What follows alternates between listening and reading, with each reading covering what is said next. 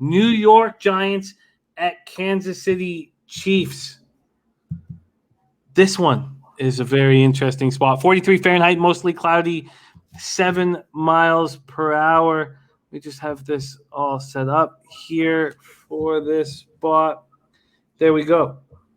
So from a market standpoint, we have the Chiefs opening up as 10-point favorites. That's where it stands right now.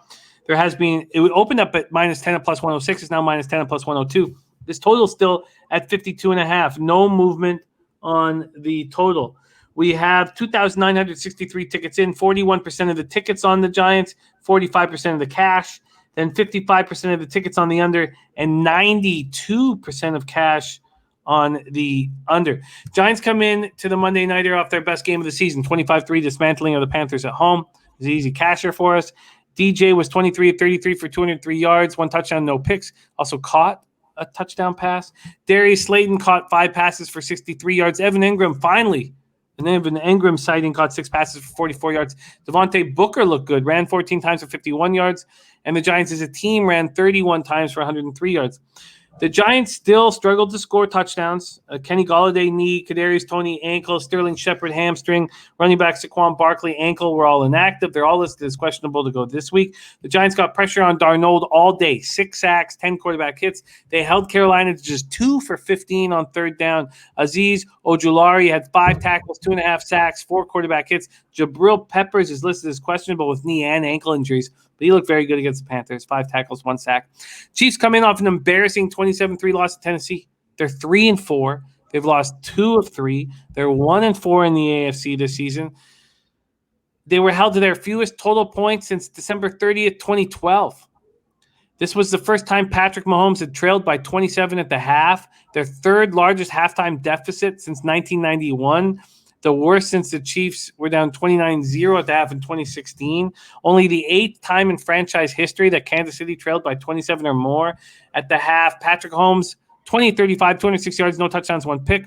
He took a very hard hit and left the game. He passed concussion protocol. He was available to come back in. They decided not to bring him back in. He will be available to start the Monday Nighter. He ran 6 times for 35 yards. He did fumble twice, losing one of them. Henny came in and was 11 for 16 for 82 yards. Byron Pringle caught 5 passes for 73 yards. Kelsey 7 for 65. Tyreek Hill 6 catches for 49 yards. The Chiefs only ran the ball 13 times. 6 of those were from Mahomes. They finished with 13 carries for 77 yards. Nick Bolton played tough all game. And I know that Andy Reid loved every second of it when they're down so much. 15 tackles, 4 for a loss. But they couldn't get any pressure on Tannehill. They sacked him once. They hit him 4 times. Bebsie, do you see a bounce-back spot for the Chiefs? Is 10 too many points? How do you see this spot? I feel like 10 might be a bit too many points. They've really been uninspiring. And, you know, I know it says on the ticker there that the Giants are 5-1. I think unless I've had a stroke, I don't think that's accurate. No, it's not. And by the way, we just had the news come in from AB. Jabril Peppers, this was announced 4 hours ago, out for the season with torn ACL. Look, I think the under is very much in play in this game. It's one of these things where we don't want to bet against the Chiefs because you still know with the weaponry they have and the fact that they have a very good O-line, that hasn't been the problem. You know what they're capable of and you're not seeing it. So I think that's what keeps these spreads high. But we're not seeing it. Week in and week out, we're not seeing it. There's something wrong in KC, and what it is, I don't know.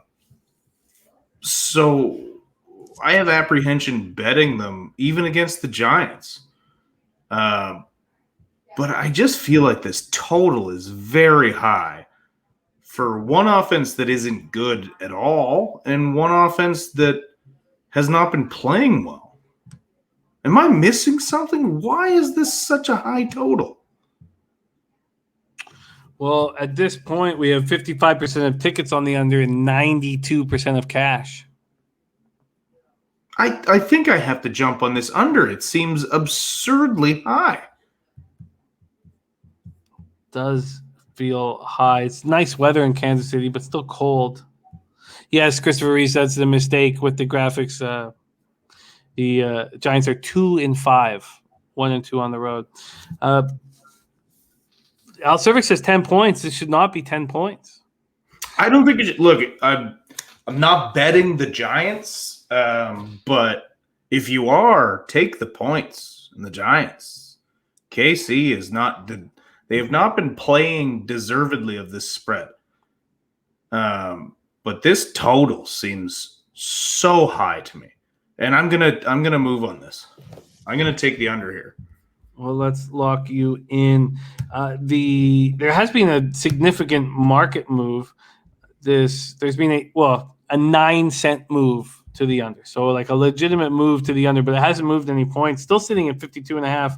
It does feel high. He says both defenses are liabilities.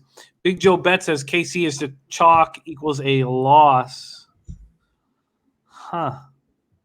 J Dub says Patrick Mahomes 7-3 against the spread after a loss. And R says way too high. This is a nice look, I think. Al Service says I've said for 4 weeks and your Chiefs defense is invisible. The Giants have lost so many playmakers on offense. They just can't be counted on to get the touchdowns in the red zone. And they're going to kick field goal after field goal after field goal. I believe they had 4 field goals in the last game. And those field goals on long drives will keep this total under. I think this is a great look, Bebsie. I think I may be rolling with you here. Under 52.5, you can get a -110.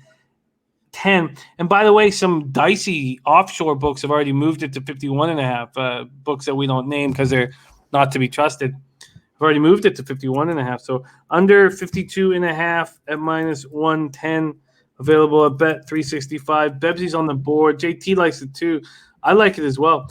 JT says Monday Night Football, Chiefs offense against bad defense. High total for public, but sharps on the under. Well put. Christopher Reese says under definitely appealing. Yeah, it's just too high. It's just too high. And what does Jabril Peppers being out do to this defense? What do you say, Bebsie? To be honest with you, from my standpoint, not too much. Jabril Peppers is a tremendous athlete with minimal impact. I mean, at Michigan, he was this like utility piece that they moved everywhere. They even played him at running back from time to time. But you often see these guys get moved to the NFL level. Now it's like, okay, well, you have to have a position. We don't move guys around like that in the NFL unless you're Jamal Adams, which is basically an extra linebacker. But he's never been a dominant player to me. Athleticism, great. Ability's great. But this doesn't factor in that much for me.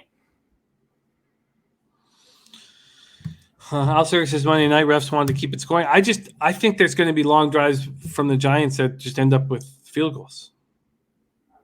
So I like this look on the under 52.5. I think I'm going to ride with you. I have it filled with asterisks